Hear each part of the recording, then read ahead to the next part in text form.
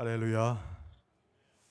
오늘 3일 밤 하나님께서 특별히 은혜를 또 많이 주시리라 생각이 되는데, 눈 속을 뚫고 빙판길을 지나서 성전을 사모하고 예배를 사모하여 나온 여러분에게 하나님께서 10년 가운데 삶에 주의 축복을 더하실 줄로 믿습니다. 광고부터 미리 드리면 가실 때 조심히 가세요. 이게 최대 광고거리입니다. 오늘 저녁에 새벽에 요새 새벽 차량도 한 2, 3일 못하고 있는데, 새벽 기도 하신 분들은 집에서 꼭 그 시간에 일어나셔가지고 기도해 주시고, 또 여러분의 삶 가운데 기도와 말씀의 생활로 하나님께 영광을 돌리도록 최근에 이제 송년 지내고 있는 12월에 또 많이 애써 주시기 바랍니다. 여러분, 하나님께서 여러분의 가정을 돌보시고 축복하시고 오늘 예배 참석함에 큰 은혜로 함께 하실 줄로 믿습니다.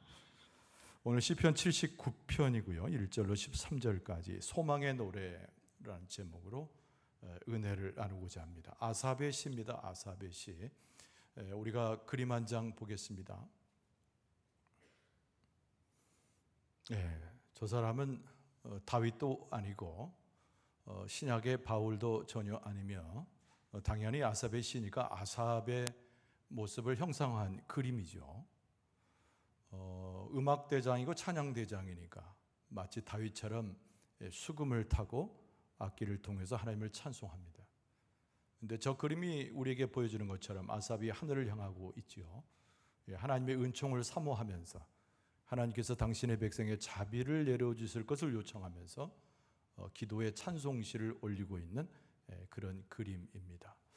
앞서 이야기한 대로 오늘 본문의 말씀은 아삽의 시입니다. 그러면서 소망을 구하는 시이기 때문에 영적인 노래, 소망의 노래 이렇게 되어 있습니다. 오늘 79편은 배경이 있어요. 이스라엘 백성들이 패역하고 하나님의 곁을 떠났을 때 하나님께서 그들을 심판하십니다. 영원한 하나님의 백성인 것 같았지만, 하나님께 속한 백성이어서 승승장구할 것 같았지만 그들의 죄의 결과는 사망이었지요. 그래서 역사적으로 바벨론의 침공을 받게 됩니다. 북이스라엘은 이미 아수르의 공격을 받아서 멸망했고, 유다 백성은 오늘 본문의 말씀의 배경이 된 바벨론의 침공을 받아서 모든 백성과 나라가 회파되었습니다. 그것이 오늘 본문의 말씀의 배경이에요. 기원전 7세기 정도 되니까요. 여러분, 그 시대라고 하는 것은 지금부터 거슬러 올라가면 3000년 가까이 되죠. 시대의 간극은 있습니다. 그러나 하나님의 역사에 있어서는 우리가 잘 아는 대로 만세 전부터 계신 하나님이 만세 후까지 계시기 때문에 하나님에게 있어서는 이런 기간이라고 하는 것은 잠깐의 세월에 비슷한 거예요. 이 말씀을 왜 드리냐면, 하나님의 역사는 영원하고 하나님의 은혜도 동일한 것이다. 이것을 우리가 하나님의 시간대에서 기억할 필요가 있습니다. 바벨론의 침공 가운데서 구원을 노래하는 시였기 때문에 오늘날 교회의 시대에도 똑같이 적용될 수 있는 하나님의 말씀으로 받아들여질 수 있습니다. 아삽은 하나님을 노래하면서도 그 고통을 감추지 않죠. 그 상황을 보면서 하나님께 아뢰입니다. 다윗 시대의 아삽인데 오늘 본문의 말씀은 아삽의 시는 바벨론 침공을 받았을 때 아삽이니까 그 집안의 식구로서 이름이 동명이인일 수도 있고요, 또는 아삽이 예언하여서 쓴 시일 수도 있습니다. 그런데 정확하지 않기 때문에 그냥 불필요한 어떤 수식어를 붙이지 않고 그냥 아삽의 시, 그렇습니다. 중요한 것은 찬양대장, 음악대장 아삽으로 보통 다 시편 전체를 아우러서 표현합니다. 이것은 오늘 교회의 시대에 주시는 하나님의 말씀이다. 앞에서 언급한 대로 그런 교훈을 가지고 오늘 말씀을 대하게 되는데, 아삽의 마음에는 제일 먼저 무엇이 있었을까요? 당연히 하나님의 보좌입니다. 그래서 모든 것이 무너져갈 때 아삽은 제일 먼저 마음에 담기를 하나님의 성전이 파괴되는 것에 대한 고통을 갖고 있었습니다. 그래서 오늘 본문의 말씀 1절은 이렇게 시작하죠. 하나님이여, 이방 나라들이 주의 기업의 땅에 들어와서 주의 성전을 더럽히고 예루살렘이 돌무더기가 되게 하였나이다. 이렇게 오늘 시가 그렇게 시작되고 있어요. 모든 것이 파괴되었는데 제일 먼저 아삽의 마음에 안타깝게 다가오는 첫 번째는 주의 성전의 파괴 이야기입니다. 하나님의 백성들은 당연히 패배의식에 들어가죠. 그들의 삶은 무시당하고 당하고 무의미한 상태로 공격당합니다. 여러분, 가장 나쁜 것이 무엇이었을까요? 아삽의 마음에 고통을 주었던 것처럼 이스라엘 백성들 가운데 하나님의 성전이 무너지는 것이고, 바벨론에서 멸망할 때 조롱당하는 이스라엘 백성의 뒷면에 있는 하나님께서 모독을 당하는 그 장면이 참기 어려운 이스라엘 백성의 고통이었습니다. 그러나 오늘 본문의 말씀이 짧게 13절임에도 불구하고 전개되는 상황이 1절과 13절은 전혀 달라요. 그러니까 이 시편 79편의 특징은 영광스러운 하나님의 미래에 대한 소망의 노래, 이렇게 되어 있습니다. 그러니까 오늘 본문의 말씀의 앞부분에는 고통을 아래요, 파괴되었던 것에 대한 안타까움을 씁니다마는, 그러나 뒤로 가면 갈수록 하나님에 대한 소망을 노래하고 회복의 은총을 이야기하고 있다는 것이 오늘 시편 79편의 또 하나의 특징입니다. 여기에서 무엇이 강조됩니까?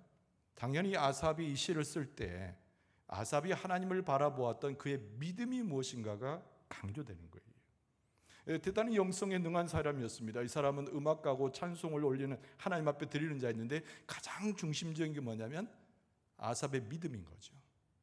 고통에서 시작되었으나 그 믿음은 장성하게 되고, 그리고 시편의 구절들이 더해가면 더해갈수록 아삽의 믿음이 강화되는 장면을 보게 되는 거예요. 그래서 13절이지만은 엄청난 역사를 담고 있습니다. 파괴 현장으로부터 회복과 소망까지 나아가는 전체적인 역사를 포괄하는 아삽의 믿음을 드러내는 시라고 할 수 있지요.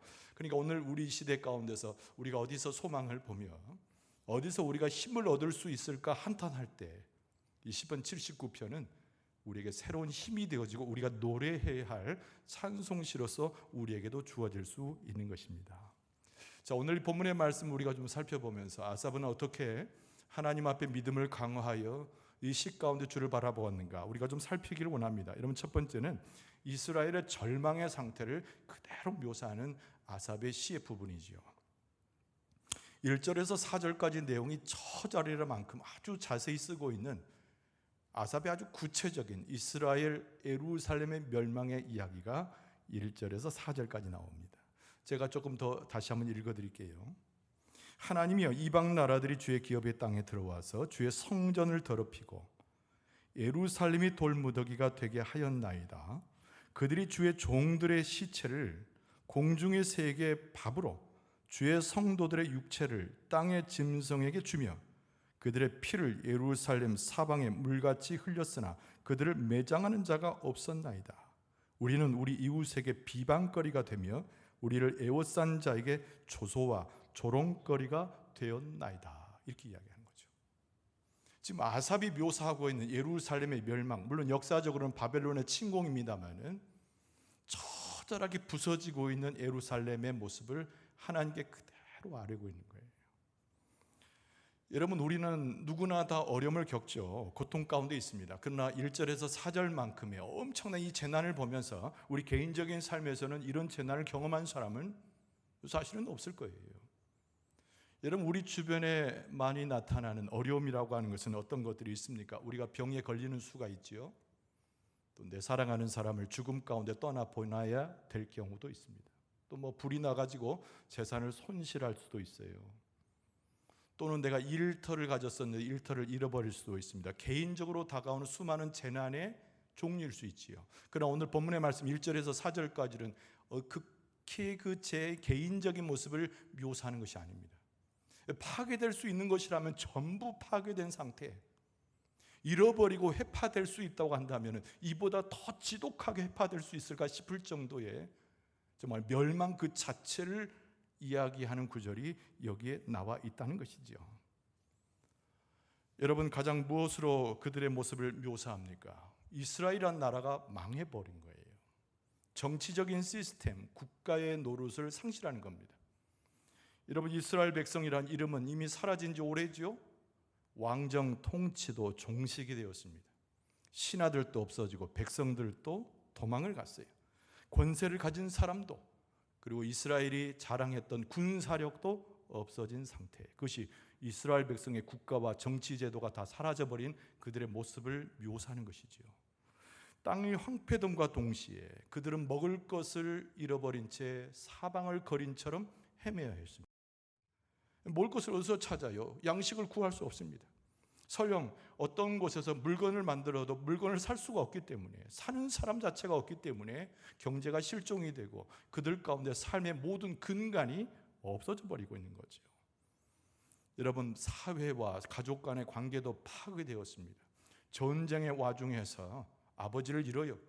남편을 잃습니다. 아들도 없어집니다. 모든 집안 모든 식구들이 잃어버린 남자들, 잃어버리는 아내와 딸들로 인해서 슬피 곡을 우는 것이 그 당시의 상황이었다는 거예요. 여러분, 가장 큰 고통은 무엇입니까? 아삽이 주목한 대로 신앙마저 잃어버리게 된 것이죠. 여러분, 성전이 파괴가 되었습니다. 이스라엘 백성은 뭐 하는 백성입니까? 하나님 앞에 제사하는 백성인데 경배도 사라지고 하나님을 찬송하는 찬송 소리도 없어지고 제사도 도무지 찾아볼 수 없는 형국이 되었다는 거죠. 하나님의 백성이란 이름이 사라졌습니다. 무의미한 존재로 바뀌어졌어요. 여러분, 이렇게 묘사되어 있지만 1절과 4절까지 전체 드러난 이 고통이라고 하는 것은 감히 우리말로 형용할 수 있을까요? 바벨론으로 철저히 파괴된 유다 왕국은 북이스라엘 멸망과는 비교할 수 없을 정도로 하나님의 선택된 백성의 역사 속에 사라지는 엄청난 고통이었다는 것을 아삽의 시를 통해서 알 수가 있습니다.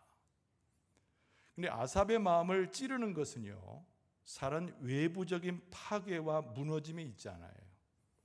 여러분, 아삽의 마음을 찔렀던 것은 다른 것이 아닙니다. 이 고통, 이 파괴, 이 회파되는 것에 대한 진정한 원인이 무엇인가를 찾는 것이에요. 왜 우리에게 이런 고통이 왔는가? 왜 이런 멸망이 우리를 찾아왔는가? 그 원인을 찾되 아삽은 외부적으로 물론 바벨론을 이야기할 수 있지만 하나님 앞에 패역한 이스라엘 백성의 죄에 근거해서 이 모든 멸망과 어려움이 왔다라고 아삽이 고백하고 있는 것입니다. 하나님께서 허락하시는 왕국이었어요. 하나님께서 이끄시는 부유함이었습니다. 날마다 성전에 올라가 하나님을 찬송하며 이스라엘 백성이 자기 백성됨을 확인한 자들이었어요. 그러나 하나님을 떠났습니다. 배도했습니다. 범죄를 저질렀어요. 그래서 외부의 사람들 때문이 아니고 바벨론의 군사력 때문이 아니고 패역하고 하나님을 떠났던 그들의 죄 때문에 그들에게 이런 어려움과 멸망이 다가왔다는 것, 이것이 아삽이 품고 있고 마음에 찔려져 있는 그의 심령의 상태에 굉장히 어려운 고통 그 자체였다는 거죠. 아삽은 하나님 앞에 기도하게 됩니다. 그 다음 내용에 보면 근데 분노가 일어나요. 분노가, 아삽의 분노. 그래서 마음에서 우러나오는 분노가 가운 부분입니다. 다음 부분. 여러분, 아삽은 하나님 앞에 하소연하게 되죠. 하소연하게 됩니다. 이 모든 것이 이스라엘 백성의 스스로에게서 원인이 돼서 온 것임을 알고 하나님 앞에 호소합니다. 언제까지 이런 일들이 지속되겠는가라고 하는 질문 이야기입니다. 그러면서 아삽이 하나를 생각하는 거예요. 아무리 그렇더라도 바벨론이 가졌던 그 흉폭함과 우리 백성을 죽이고 성전을 회파하는 그들의 죄악은 없는 것인가? 그래서 아삽의 시는 두 가지 모습이 동시에 나타나게 돼요. 오늘 5절 말씀에 보면 아삽이 그렇게 하나님께 기도합니다. 여호와여, 어느 때까지니까 이 민족의 고통과 패역으로 인해서 고통당하고 사라져버리고 죽음이 가는 이 현장이 언제까지입니까? 이렇게 묻는 거죠. 주의 긍휼로 우리를 속히 영접하소서. 5절 말씀에 여호와여, 어느 때까지니까 영원히 노하시리까? 죄의 질투가 불붙듯 하시리까? 이렇게 말하는 거죠. 이 5절 말씀은 우리의 패역으로 인해서, 우리의 고통으로 인해서, 우리의 잘못으로 인해서 우리에게 재앙이 왔으니 언제까지 하나님 이것을 이어가시겠습니까? 라고 하는 질문이죠. 그러나 6절 말씀에 보면 주를 알지 아니하는 민족들과 주의 이름을 부르지 아니하는 나라들에게 주의 노를 쏟으소서. 그들이 야곱을 삼키고 그의 거처를 황폐하게 하매리이다. 그러니까 동시에 나타나는 거예요.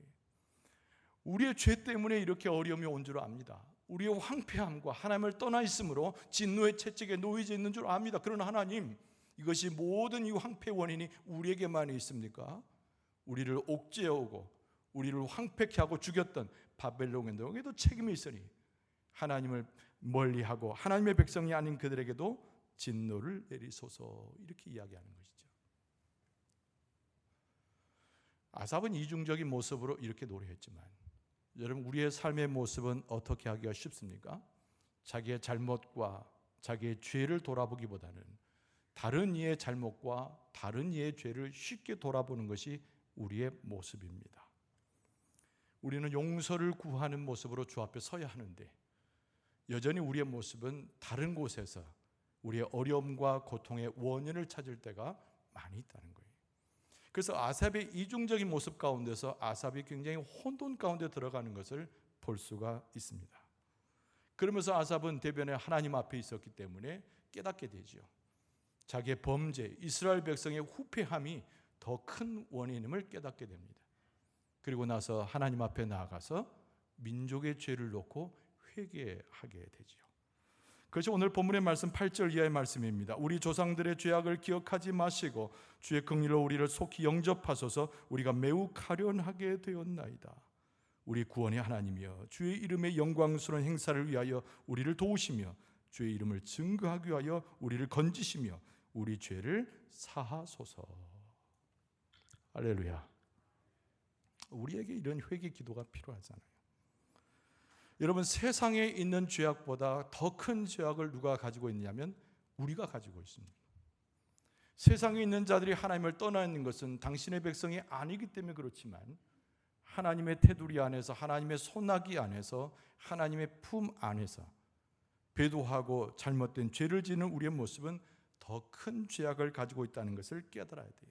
우리가 회복을 경험하기 위해서, 소망의 노래를 부르기 위해서, 하나님을 향한 희망을 갖기 위해서 우리가 제일 먼저 취할 태도는 우리 외부에서 가져다주는 고통에 주목하는 것이 아니고 다른 이로 인해서 내가 상처 입고 고통받았다는 것을 하나님께 아뢰는 곳에서 있는 것이 아니고 내 죄악이 얼마나 큰 것인가, 내가 하나님 앞에 얼마나 부정한 존재인가, 하나님 앞에 얼마나 무지한 존재인가, 하나님 앞에 범죄한 존재인가를 하나님 앞에 아뢰는 곳에서 우리의 회복과 은총을 얻을 수 있는 길이 열린다고 하는 사실이에요. 축복의 말씀을 드릴게요. 여러분, 하나님께서 우리 교회에도 회개할 수 있는 영을 부어주셔서 하나님 앞에 나 자신을 돌아보고 내 죄를 토설함으로 회복과 은총의 길을 걸어가는 길을 얻게 될 줄로 믿습니다. 그럼 회개는 어떻게 이루어지는 것인가 한 번 더 생각해 볼 수 있어요.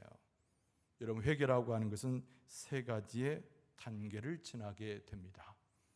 여러분, 첫 번째 회개의 단계는요, 죄를 인정하는 것에서 시작하는 겁니다. 따라서 합시다. 우리의 죄를 하나님 앞에서 인정해야 합니다. 근데 여러분, 우리가 죄를 품게 되면 우리가 두려운 마음이 생기는데 어떤 두려움에 보통 들어가게 됩니까? 그 죄로 인해서 형벌을 받을 것이라는 공포가 우리를 사로잡게 돼 있어요.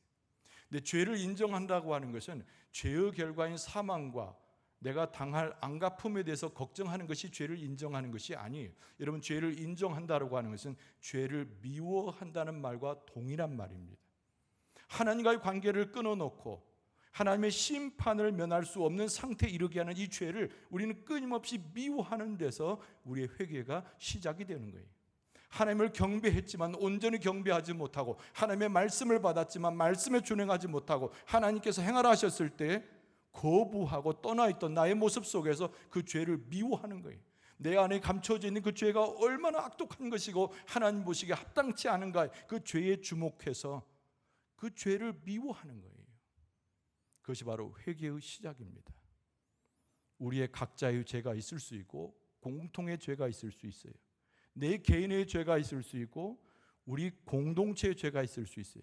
그러나 하나님께서 우리에게 지혜를 주실 텐데 죄를 깨닫게 하셔서 죄를 미워하며 죄 가운데 빠지는 것으로부터 구원함을 경험하게 될 줄로 믿습니다. 두 번째는 우리의 마음의 변화를 가져야 됩니다. 우리가 죄를 하나님 앞에 고백할 때 그 죄의 고백을 들을 수 있는 분은 여호와 하나님이시잖아요. 근데 그 여호와 하나님의 성품을 잘 이해해야 됩니다. 하나님께서 우리 죄를 미워하시고 형벌을 내리시는 건 맞지만 하나님께 아뢰는 자에게 인자와 자비를 베푸시는 분이 우리 아버지 하나님이시라는 거예요. 이 아삽이 주목하고 있는 것은 뭐냐면 바벨론의 이 엄청난 침공 때문에 우리 민족이 죽었다고 생각을 했는데 가만히 보니까 그렇지 않고 이 민족의 죄악 때문에 이것을 스스로 자초했다는 것을 알게 된 거예요. 그래서 회개합니다. 민족의 죄를 놓고 회개합니다.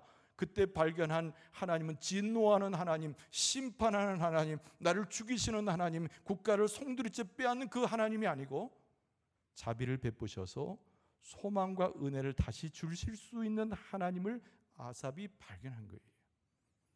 여러분, 회개의 두 번째는 우리가 하나님 앞에 죄를 미워하여 그 앞에 섰을 때 하나님께서 인자와 자비로 나를 붙들어 주시는 줄로 믿습니다. 그리고 마지막 세 번째가 뭐냐면 그 거룩하고 의로우신 하나님 앞에 슬퍼하는 가운데 내 죄를 자백하고 내 죄를 씻어줄 것을 요청하는 것에서 회개가 완성이 됩니다. 여러분, 시편 51편에 보면 다윗의 그 유명한 기도가 나오지요. 하나님이여, 주의 인자를 따라 내게 은혜를 베푸시며 주의 많은 긍휼을 따라 내 죄악을 지워 주소서. 나의 죄악을 맑게 씻으시며 나의 죄를 깨끗이 제하소서. 할렐루야. 그러니까 유일하게 우리를 속죄케 하신 분도 하나님이시고 나를 품어주셔서 변화시키는 이도 하나님이시고 내 안에 죄를 상실케 하셔서 나로 하여금 새로운 길을 가게 하신 이도 하나님이신데 그 하나님 앞에 죄의 슬픔 가운데서 모든 것을 내어놓는 것이 회개의 완성이라는 거죠. 그 가운데서 아삽이 하나님 앞에 회개의 기도를 하게 됩니다. 하나님 앞에 철저히 통회자복하면서 기도하게 됩니다. 그 다음에 아삽이 경험하는 것은 무엇일까요? 바로 희망의 하나님을 발견하는 것이죠. 지금 1절에서부터 우리는 황폐된 이스라엘의 형국에 대해서 아삽이 하나님 앞에 보고하는 것처럼 보았어요. 그런데 그 믿음이 강화되면서 하나님을 보는 장면이 9절에 나옵니다. 여러분, 9절에 보면은 우리 구원의 하나님이여 주의 이름의 영광스러운 행사를 위하여 우리를 도우시며 주의 이름을 증거하기 위하여 우리를 건지시며 우리 죄를 사하소서. 할렐루야. 하나님의 이름을 위해서라도 이 세상 가운데 편만하여 참된 신 하나님의 이름을 위해서라도 우리를 구하시고 용서하시고 우리가 감사할 수 있는 대상으로 우리에게 희망을 달라는 것이죠. 여러분, 하나님 앞에 회개하고 지혜롭게 구하는 자에게 하나님께서 회복의 소망을 허락하실 줄로 믿습니다. 이 회개와 변화가 있을 때 무엇이 일어납니까? 부흥의 역사가 일어나는 것이죠. 여러분, 이스라엘 백성에게서 부흥이라고 하는 것은 민족이 수가 많아지고 민족이 강성해지는 것이 아니고 죄악의 상태에서 흩어지고 죽어졌던 상태에서 다시 살아나고 일어나는 것이 이스라엘 백성의 부흥이라고 할 수가 있어요. 여러분, 우리가 하나님 앞에 회개할 수 있다면, 변화를 하나님의 은혜로부터 경험할 수 있다면, 여러분, 우리 교회 공동체 가운데도 부흥의 역사가 일어나게 될 줄로 믿습니다. 우리는 죄로 인해서 심히 낮아진 존재예요. 아무것도 할 수 없습니다. 그러나 하나님께서 우리를 일으켜 세워주실 때 우리 가운데 다시 살아나는 역사와 구원의 역사와 하나님의 은총의 역사가 일어나는데 그것이 바로 부흥이라는 거예요. 여러분, 하나님께서 여러분을 만져주시고 회개와 기도를 들어오실 때 여러분의 심령을 부흥케 하실 줄로 믿습니다. 여러분의 가정을 부흥케 하실 줄로 믿습니다. 우리 공동체를 부흥케 하실 줄로 믿습니다. 그래서 오늘 말씀 가운데 보면 10절에 아삽이 이렇게 하나님을 노래하죠. 이방 나라들이 어찌하여 그들의 하나님이 어디 있느냐 말하나이까. 주의 종들이 피 흘림에 대한 복수를 우리 목전에서 이방 나라에게 보여주소서. 하나님의 권세를 온 만방에 선포해달라는 거예요. 그리고 나서 행복에 대한 확신을 가지고 오늘 본문의 말씀을 끝맺고 있습니다. 13절 말씀에 보면 우리는 주의 백성이요 주의 목장의 양이니 우리는 영원히 주께 감사하며 주의 영예를 대대에 전하리이다. 그러니까 하나님께서는 우리의 진정한 목자가 되시고 우리는 목장의 양이 아닙니까? 그래서 영원히 우리는 주께 감사할 수 있음에 주의 영예를 대대에 전하는 하나님의 백성으로 세워달라는 것이죠. 여러분, 하나님께서 한번 선택한 백성은 잠깐의 멸망과 고통과 슬픔을 맛봤더라도 하나님을 소망하는 백성들을 통해서 다시 일으키시고 부흥시켜 주시고 생명을 넣어주시고 하나님의 은혜로 회복시켜 주실 줄로 믿습니다. 여러분, 한국 교회가 얼마나 힘듭니까? 우리 교회도 마찬가지잖아요. 이 시편의 말씀이 우리에게 그대로 적용될 때 우리는 하나님 앞에 그렇게 고할 수밖에 없어요. 죽게 되었나이다, 멸망하게 되었나이다, 종족을 감추고 이 세상 가운데 사라지게 되었나이다 고백할 수 있어요. 그러나 우리는 다시 한번 믿음을 강화하게 될 때 하나님의 역사를 보고 하나님을 노래하고 회복의 은총을 주시는 하나님을 확신할 수가 있습니다. 바로 13절의 말씀이 우리도 똑같이 고백할 수 있는 하나님을 향한 우리의 찬송이 되는 거예요. 다시 한번 읽어드립니다. 우리는 주의 백성이요 주의 목장의 양이니 우리는 영원히 주께 감사하며 주의 영예를 대대에 전하리이다. 여러분, 우리 교회가 부르는 찬송이 될 줄로 믿습니다. 우리 교회가 확신하는 하나님의 은혜가 될 줄로 믿습니다. 우리가 부흥을 맛볼 수 있는 하나님의 찬송의 근거가 될 줄로 믿습니다. 하나님께서 다스려 주실 때 우리가 거하는 곳은 목초지요 하나님의 양으로 거기에서 살 수 있다는 소망을 아삽이 우리에게 가르쳐 주고 있는 것입니다. 우리는 들을 수 있는 귀가 열려진 사람들이에요. 우리는 하나님 앞에 무릎을 꿇고 기도할 수 있는 하나님의 백성들입니다. 하나님의 영광은 우리 앞에 있고 우리는 아삽처럼 하나님 앞에 나아갈 수 있는 은혜를 입은 사람이에요. 여러분, 우리가 기도하며 찬송하며 하나님께서 우리의 기도를 들으시고 우리의 찬송을 받아 주실 줄로 믿습니다. 우리에게 부흥을 주시고 회복을 주시고 다시 한번 우리에게 미래의 소망과 희망을 보여 주실 줄로 믿습니다. 79편 이 말씀을 우리의 심령에 새기고 믿음이 강화되는 가운데 어려움 속에 소망을 간구했던 아삽처럼 우리의 소망을 하나님께 두고 회복과 은총을 경험하여 하나님만을 노래하는 여러분과 저의 모습 되어줄 수 있기를 주의 이름으로 축원합니다.